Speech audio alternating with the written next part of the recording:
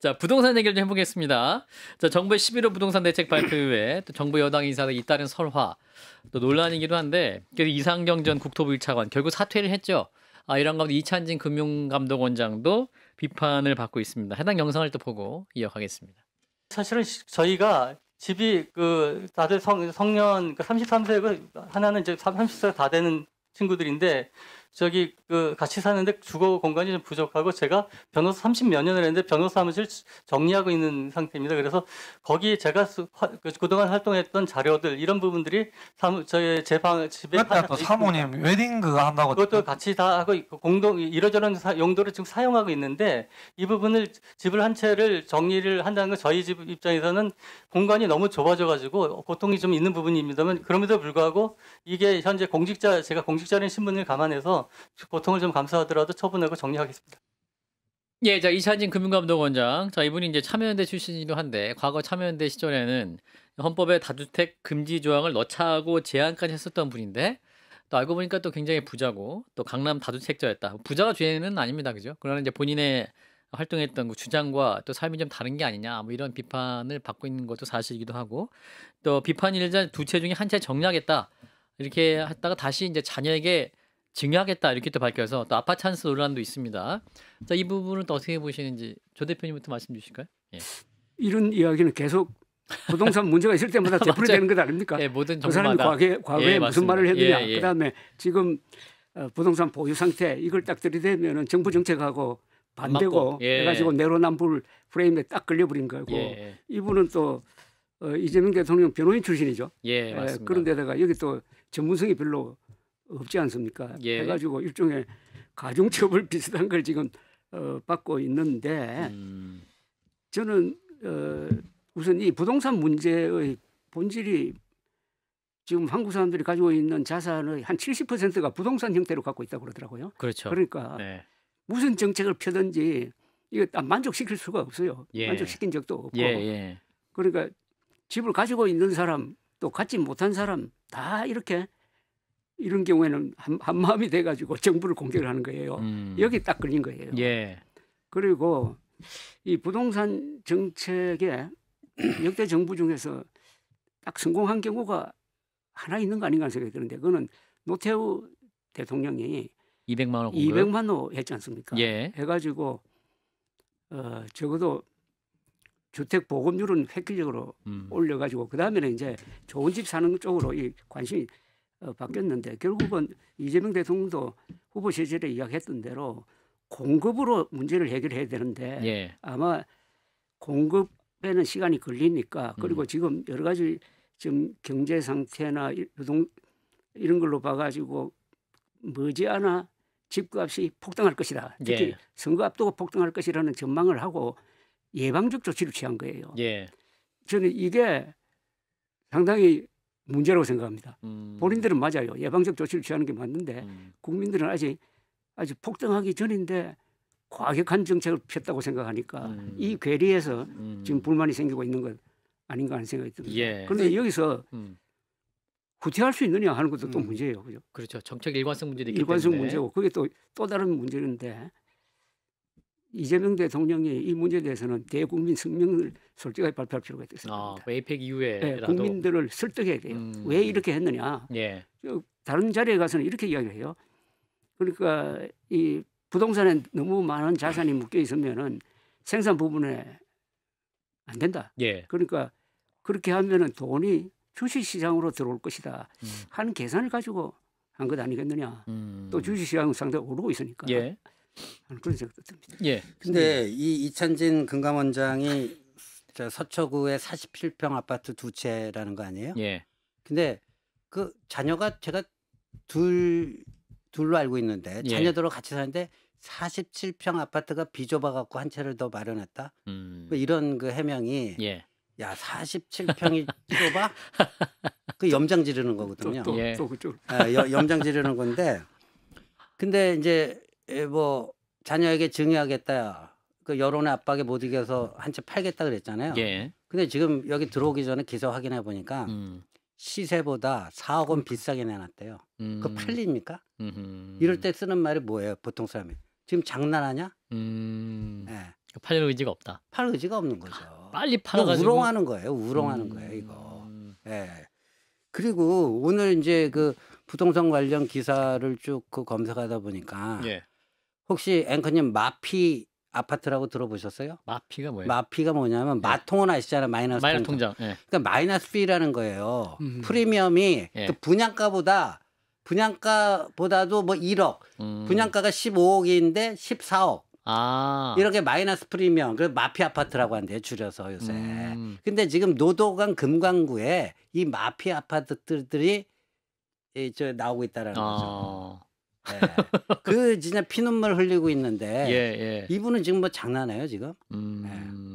그렇군요. 이게 참 부동산 문제 굉장히 좀 어려운 문제이기도 한데 그게 설화는 문제인데 또 이 정책 일관성을 지적하는 의견도 있어요. 주택담보대출 갈아타기 이제 LTV를 70%에서 40%로 강화했다가 또 9일 만에 다시 또 70% 완화로 또 번복이 됐단 말이죠.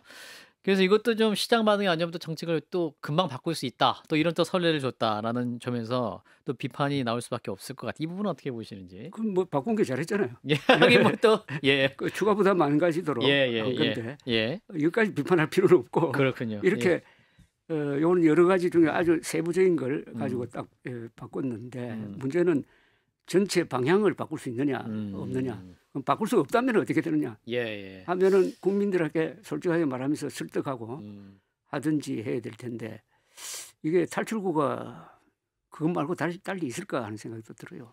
그러니까 김용범 정책실장 얘기는 이제 유동성이 너무 많이 풀려가지고 이게 지금 시장에 어떤 부동산 경기가 높아질 것 같은 유증기처럼 가득 차 있다 기운이. 그래서 이게 센 정책을 할 수밖에 없었다 이렇게 또 설명을 본인 SNS에 하긴 했습니다만. 근데 과잉 유동성으로도 부동산 값이 폭등한다는 분들이 그냥 막 그 적자 국채 해가지고 확장 재정하고 뭐 그 쿠폰 뭐 몇십 조 이렇게 뿌리고 합니까? 그래서 앞뒤가 안 맞아요, 이 정책이. 근데 대통령 입장에서는 지금 주식 값이 막 오르고 있으니까 4천 돌파하고 주식 투자하는 사람이 한 4,500만 명 되지 않습니까? 그쪽에 더 오히려 귀를 많이 기울일 수도 있죠. 이쪽으로 탈출 그러니까 만들어서 부동산의 불만을 여기 주식 가진 사람들의 일종의 환호성으로 덮을 수 있다고 생각할지도 모르다고.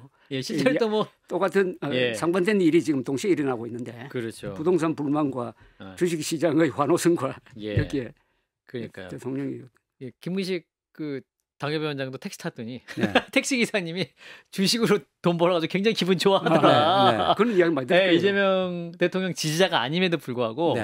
그러니까 최근에 주식이 많이 올라 돈 많이 벌었다. 그래서 이제 굉장히 기분이 좋았다. 뭐 이런 말씀을 했다는 얘기 들었는데, 자 일각에서 이제 민주당에서 부동산 전수조사하자.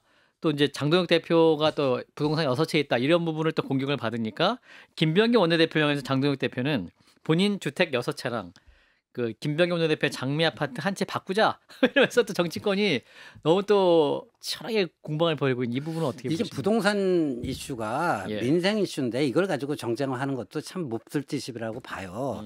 그리고 지금 이재명 대통령과 그 주변 참모들이 좀 착각과 오해를 하고 있는 게 이 머니 무브라고 하는 용어를 키워드로 쓰더라고요. 그러니까 부동산 시장을 쏠린 돈을 주식시장으로 좀 이동을 시키자 하는 건데 거기서 굉장히 중요한 걸 하나 놓치고 있어요. 전국적으로는 지금 주택 보급률이 100%가 넘었어요. 그렇죠. 그러나 이 서울과 그 거기는 이 저기 자가 보유 이게 한 50%뿐이 안 돼요. 그렇죠. 그러니까 일단 이게 그 부동산 시장으로 그 쏠리는 돈이 이게 비생산적 투기 수요라고 하는 이런 생각을 갖고 있는 거예요. 내 집 마련의 건강한 욕구조차도 그 비생산적 뭐 투기 욕구다. 그러면 내 집 마련이 안 된 상태에서 그 주식시장에 갖고 돈 좀 벌면은 돈 벌어갖고 또 뭐 하겠어요? 내 집 사는 자금 마련하려고 그러죠.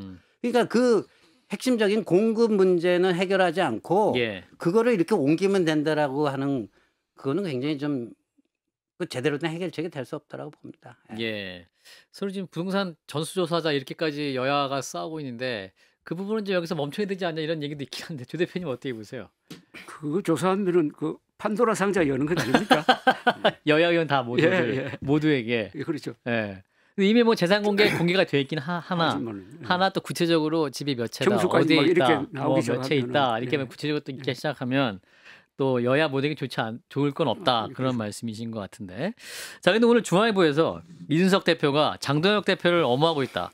그러니까 이제 부동산 문제를 공격받고 있는 장동혁 대표를 엄호하고 있다. 이걸 딱 잡고 보수 연대의 서막인가? 라면서 묘한 연합전선이 형성되고 있다. 부동산 문제로 이렇게 해석하는 분들도 있더군요. 요거는 또 우리 뭐 그런 시각도 있을 수 있겠죠. 예. 그리고 이제 이미 이준석 대표와 오세훈 시장의 그 연대는 뭐 어제 오늘의 일이 아니잖아요. 그리고 예. 내년 지방선거에도 오세훈 시장이 재출마한다는 걸 전제로 해서 두 사람이 뭐 이미 예. 연대 시동을 건 거고. 예. 근데 그 선거 연대를 하려면은 특정 한 명의 후보하고만 할 수는 없어요. 예. 이준석 의원은 그 개혁신당의 대표로서 오세훈, 이준석 개인 연대라는 건 성립될 수가 없거든요. 그렇죠, 그렇죠. 당대 당으로 해야 돼요. 아. 당대 당으로. 그러니까 오세훈 시장을 지렛대로 해서 역시 국민의힘하고 당대당 뭔가 딜을 할 수밖에 없습니다. 개혁신당은. 예. 그러니까 서울시장은 우리가 후보 안 낼 테니까 아하. 25개 구청장 중에 몇 개를 개혁신당 몫으로 뭐 남겨달라. 예. 뭐 이런 식의 어떤 딜이 가능할 거예요. 근데 그거는 결국 당대표 장동혁 대표하고 해야 되는 거겠죠. 근데 그런 것 때문에 요번에 이게 나왔다기보다는 민주당이 좀 억가를 했잖아요. 억가를. 예. 제가 봐도 이거 억가예요. 어거지로 갔다. 네. 예. 조 대표님 어떻게 보세요? 저는 요새 최근 한 2달, 짧게는 한 달 사이에 장동혁, 한동훈, 이준석 이런 사람들이 말이 저절로 같은 방향으로 맞춰지는 것 같아요. 그러니까 현 정부에 향한 비판으로. 현 정부에 대한 비판, 그리고 특히 한동훈, 제가 세력이라고 하겠습니다. 한동훈 세력, 이준석 세력의 활동이 눈부시더라고요. 세력이라고 했을 때 저는 주로 언론에 나가고 글 쓰고 하는 우리 신지호 전 의원도 포함되어 있는데 그 한동훈 전 대표 쪽에서 열심히 하는 사람들이 신지호 전 의원, 또 뭐 김종혁 씨, 박상수 변호사, 또 송영훈 변호사, 또 방송인이죠, 그 김연주, 이런 분들이 글 쓰는 거 보면 정말 잘 써요. 그리고 또 이준석 쪽은 뭐 천하람, 이주영, 거기 또 날고 기는 사람들이 있어가지고 이 사람들이 글 쓰고 주장하는 게 어떻게 보면은 국민의힘보다 이 정부에 더 아픈 핵심을 찌르는 걸 하면서 자연스럽게 두 세력의 실력이라고 봅니다. 저는 실력으로 해가지고 하나의 흐름을 만들고 있는 것 같아요. 그런데 국민의힘은 또 국회에서 나름대로 열심히 싸워요. 이런 게 다 합쳐져가지고 그러다 보니까 자연히 전한길이나 뭐 이런 사람들은 극우화의 성향이 약간 또 희미해지고 하는 그런 경향이 내년 선거 때 어떤 연대를 만들어내느냐, 어떤 연대를 만들어내느냐. 근데 한동훈 전 대표 이야기를 자꾸 해서 좀 미안한데요. 근데 장동혁 대표가 한동훈 후보 들어 서울시장 나오세요 할 수도 있는 것 아닙니까? 완전히 그리고 정치적 상상력이 발휘될 수 있는 유동적 상황에서 하여튼 워낙 이 이재명 정청래 민주당이 잘못하고 있으니까 자연스럽게 그건 또 좌우 구도로 가는 거예요. 기본적으로 또 좌우 구도로 갈리더라고 지금. 좌우 구도로 갈리면 지방선거는 예측 불허가 되는 거죠. 그렇군요. 그래서 계속 우리 조갑재 대표님, 그래서 우리 한동훈 전 대표가 이제 지방선거에 어떤 모양으로든 함께 참전을 해서 이 보수의 힘을 하나로 규합을 하고 더 좀 시너지를 낼 수 있는 방향으로 가면 좋겠다라는 이제 바람을 갖고 계시는데 뭘 안 할 수 없을 거예요. 아니 이런 선거판에 아니 엄청난 무대가 있는데 인류 가수가 거기 가서 노래 안 부릅니까? 사실 정치인이 이렇게 뭐 출마하지 않는다고 얘기해도 그런 의미가 없어요. 뭐 국민들이 원하면 국민들이 부르고 역사가 요구를 하면 또 나올 수도 있는 거니까요. 그 가능성이 예술이긴 한데. 근데 내년 지방선거가 굉장히 뭐 국민의힘으로서는 뭐 비중이랄까 뭐 이런 말할 수가 없기 때문에 저는 원론적인 입장에서 총동원 체제로 가야 됩니다. 뭘 총동원해야 되느냐? 맨파워를 총동원해야 된다. 그렇게 봅니다. 그렇군요. 점점 이제 날씨가 추워질수록 또 내년 지방선거를 향한 또 여야 정치권 움직임도 가셔야 될 것 같은데요. 자, 일단 여기까지 얘기하고요. 자, 이제 에이펙 얘기해 보겠습니다.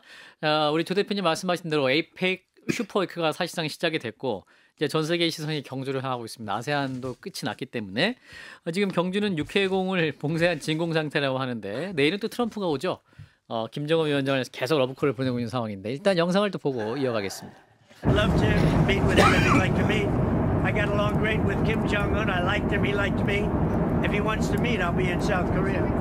아, 대단하네요. 예, 이제 김정은 위원장이 만나고 싶어 한다면 만나고 싶다. 저는 그거 아주 잘 지냈고 저는 그를 좋아하고 그도 나를 좋아합니다. 그가 만나고 싶어 한다면 저는 한국에 있을 겁니다. 어유, 그게 원래 1박 2일인데 2박 3일, 3박 4일도 할 수 있을 것 같은 그런 마음인 것 같고, 또 이분이 계속해서 또 뉴클리어 파워를 언급하고, 그러니까 북한을 핵보유국으로 인정할 수 있을 것 같은 그런 수준의 발언, 또 대북 제재 논의도 열어놓는 이런 모양을 하고 있거든요. 이 부분 어떻게 보시는지, 조 대표님. 저는 이번 에이펙 정상회담처럼 세계사의 전환점에서 이루어지는 회담이 지난 수십 년 동안 없었다고 생각합니다.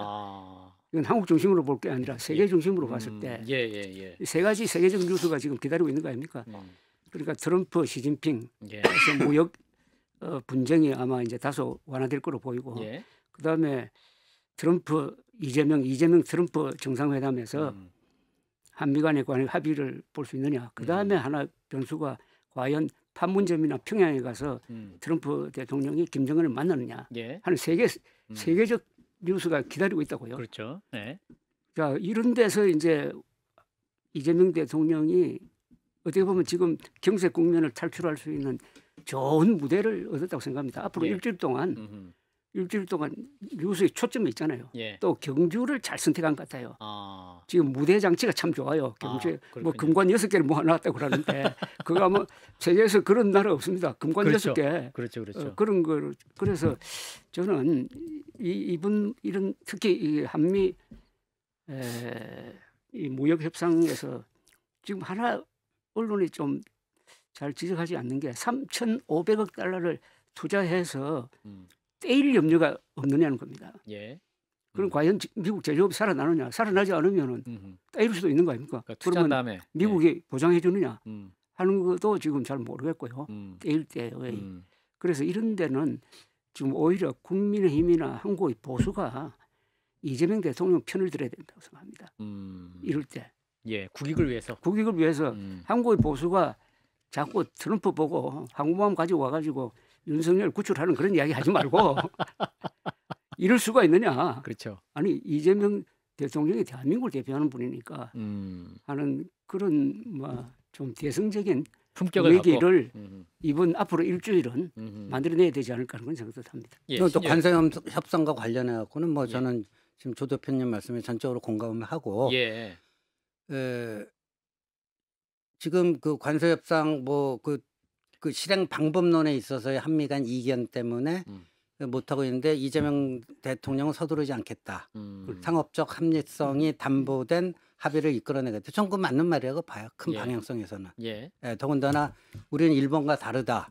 기축통화국도 아니고 외환 보유고도 상당한 차이가 있다. 그러니까 일본의 5,500억 불과 한국의 3,500억 불이 그게 이퀄이 아니다라는 좀 다 맞는 얘기고 해야 되는데 그 부분은 이제 그 야당도 지지를 그 협력을 해야 된다고 보는데 지금 이 그 2019년과 같은 그 판문점이나 뭐 이런 김정은과의 깜짝 회동은 좀 염려되는 구석이 많습니다. 그러니까 뉴클리어 파워 핵 보유를 사실상 그 기정사실화하고 거기다 제재 완화까지도 했는데 그러면 뉴클리어 파워로 인정해주고 제재 완화하면은 그럼 반대급부가 있어야 될 거 아니에요. 그렇죠. 그것도 뭐가 있을 것인가. 근데 김정은은 뭐 그런 그 우리의 그 핵 전력과 관련된 뭐라면 절대 양보하지 않겠다. 협상에 응하지 않겠다. 근데 트럼프 일기 때 기억나실 테지만 한미 연합훈련 왜 하냐. 뭐 이런 얘기를 당시 트럼프 대통령이 했거든요. 중단시켜 버렸잖아요. 그래서 그 워게임이라고 하는 표현을 하면서 그래서 저는 이거 근데 이제 이재명 대통령은 여기에 대해서 조금 약간 제3자적 뭐 이런 거 뭐 두 분이 잘 되면 좋은 거죠. 저는 옆에서 다 이렇게 잘 되도록 응원하고 박수 치겠습니다 이런 건데 이게 제3자적 관점에서 볼 수 있는 게 아니잖아요. 만약에 그 무슨 한미연합훈련 중단 이런 건 잘못하면 이게 이제 안보 재앙으로 올 수도 있는 거고 그러니까 트럼프와 김정은 그 판에 뭐 3자로 끼지는 못한다 할지라도 그 미국과 한국 간에 충분한 그렇죠. 사전 조율과 뭐 속에서 이게 이루어져야지 예, 예. 그냥 뭐 나 구경할게요 이건 아니라고 봐요. 예, 사실은 이제 트럼프 일기 때는 볼튼이나 그 폼페이오 전 장관의 회고록 같은 거 보면은 이제 실제로 우리 대한민국이 북한과 북미 사이에서 개입할 여지가 있어 역할을 많이 했던 걸로 회고록도 나오긴 하는데 그렇죠. 지금 현 상황은 지금 관세 협상 때문에 굉장히 막혀 있는 상황이고 그렇죠. 그래서 북미 관계 사이에 우리가 막 들어가려면 관세 협상도 안 했으면서 무슨 또 들어오려고 그래 이런 식의 또 트럼프식의 화법이 나올 수 있을 것 같아서 또 트럼프식 어떤 막 던지는 외교가 또 재현되어 있지 않을까 그런 또 우려도 좀 있긴 합니다. 지금 잘못하면은 이재명 대통령이 스스로 구경꾼 입장에 서겠다는 이야기를 한 거하고 마찬가지예요. 예.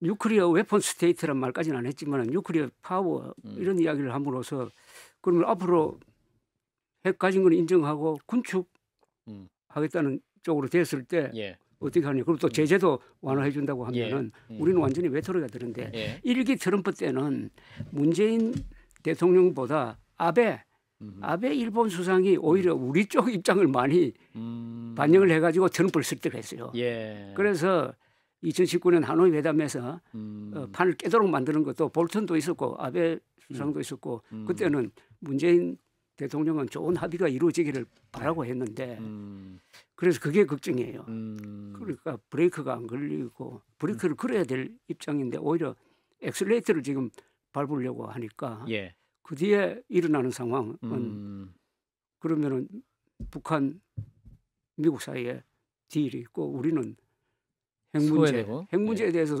소외됐다면 그건 주권을 가진 나라가 아니죠. 예. 핵 문제. 그렇죠. 그리고 뭐 이번에 보니까 이제 다카이치 일본 신임 총리는 아주 그 환대 그러니까요. 외교 뭐 트럼프 그냥 마음 녹이는 뭔가 수단과 방법을 다 동원하고 했는데 예.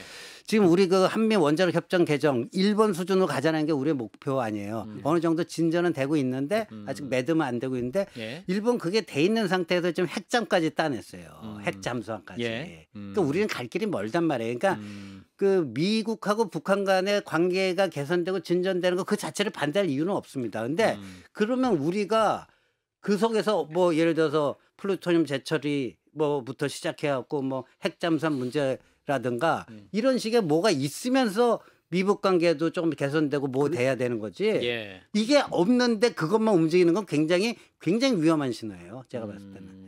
예. 이런 모든 점들을 우리 정부 외교안보 당국자도 잘 알고 있을 거라고 믿고 매 순간 1분이 거의 1년, 10년과 같은 귀중한 시간일 것 같은데 합리적인 판단을 해줬으면 좋겠습니다. 자, 오늘 정동영 통일부 장관이 국회 외통위 국정감사에서 오늘이나 내일 사이에 김여정 국방부부장이 북미 회담에 대한 입장 표명이 있지 않을까 싶다라는 또 발언이 있었다고 하네요. 실제로 또 북한 안에서도 이제 계속 트럼프가 공개적인 인터뷰에서 이렇게 시그널을 보내니까 또 북한 들으라가는 소리잖아요. 어떻게 보세요? 최종적으로 만날 가능성이 좀 크다고 보십니까? 어떻게 보십니까? 저는 그렇게 보는데요. 아. 김정은이가 이런 좋은 기회를 거절하기가 어렵지 않을까. 트럼프가 또 한반도까지 결국 오고. 김정은한테 달려 있으니까 그렇게 보고. 그 다음에 저는 이번 이 에이펙 정상회담이 이 세계 정세에서 트럼프의 하는 행동을 보면은 카나다에 대해서는 모질 정도로 그렇죠. 그렇게 제재를 하지 않습니까? 관세 50% 어떻게 얘기도 하고. 이웃 예. 나라한테 이렇게 예. 이야기할 수 있느냐? 예. 그런데 시진핑에는 굉장히 약하잖아요. 예. 그러면 이게 혹시 이게 세계 정세 속에서 명청 교체기와 같은 상황이 지금 벌어지고 있는 것 아니냐 하는 것까지도 생각해봐야 돼요. 예. 그러니까 중국의 힘이 너무 커지고 있는 거예요. 그게 바로 이번 에이펙 정상회담에서 눈에 보이잖아요. 예. 아니 명청 교체기 때 지금 떠오르는 청을 외면하고 내려앉는 명예 줄을 섰다가 예. 인조가 병자호란을 불러들이고 남한산성에 자신을 가둔 거 아닙니까? 예. 예. 그래서 제가 왜 이런 이야기를 하면 한국의 보수란 사람이 계속 요사이 부정선거 배우는 중국이다 해가지고 그 황교안 씨 같은 사람이 계속 그렇게 하면서 중국 공산당이 아니라 중국과 중국 문명과 중국인을 사잡아가지고 적대시하는 캠페인을 벌리고 여기에 상당히 넘어가고 있거든요. 특히 젊은 층과 노년층이 20대와 70대는 이 부분에 대해서 비슷하더라고. 그리고 이게 과연 세계 정세를 바로 보는 자세인지 이번에 아마 에이펙 정상회담 유심히 한번 보면서 느끼는 바가 있어야 될 거라고 생각합니다. 지금 우리 그 고위 외교 당국자가 그 트럼프 김정은 회동 가능성 높지 않다 이런 식으로 뭐 얘기하는데 그거 너무 그렇게 볼 거 아니라고 봐요. 2019년 때도 그 깜짝 회동이 이루어지는 과정을 봐도 그렇고 지금 최선희 북한 외상이 러시아 간 거가 트럼프 그 제안을 사실상 거절한 표시다. 뭐 이런 이제 해석들을 하는데 오히려 거꾸로 보는 것도 있더라고요. 오히려 푸틴한테 가서 우리 트럼프하고 이렇게 할 테니까 이렇게 좀 양해하고 응원해달라. 그걸 하러 갔다는 말도 있어요. 예. 그건 모르는 거고. 그다음에 지금 평양 개성 고속도로 보수에 지금 보수하고 있다는 거 아니에요? 북한 군인들이. 예. 그러니까 이건 뭐 저는 그 가능성 열어두고 만약에 성사가 된다면 우리가 뒷짐지고 구경만 하고 있을 게 아니라 뭐를 어떻게 챙겨야 되는지 아주 치밀한 시나리오하고 뭐 그 액션 플랜 만들어져 있어야 된다고 봅니다. 예, 조 대표님 말씀대로 세계사적으로 또 우리 대한민국이 굉장히 중요한 일주일이 되는 이 순간을 지혜롭게 잘 대처를 할 수 있길 바라봅니다. 자, 더 락홀은 오늘 두 분과의 순서는 여기까지 하겠습니다. 여러분 고맙습니다.